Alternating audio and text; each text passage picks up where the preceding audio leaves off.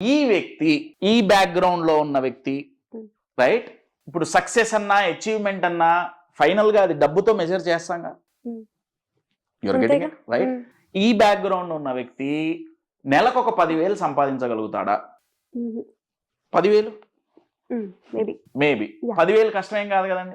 ఒక 50,000 చాలా కష్టపడితే పాసిబులే, కానీ చాలా కష్టపడితే.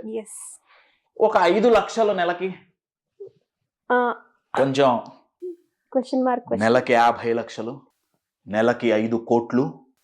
మై డియర్ ఫ్రెండ్, ఆ వ్యక్తి స్థాపించిన కంపెనీ టర్నోవర్ సంవత్సరానికి 5 కాదు, 10 కాదు, 20 కాదు, 4,000 కోట్లు.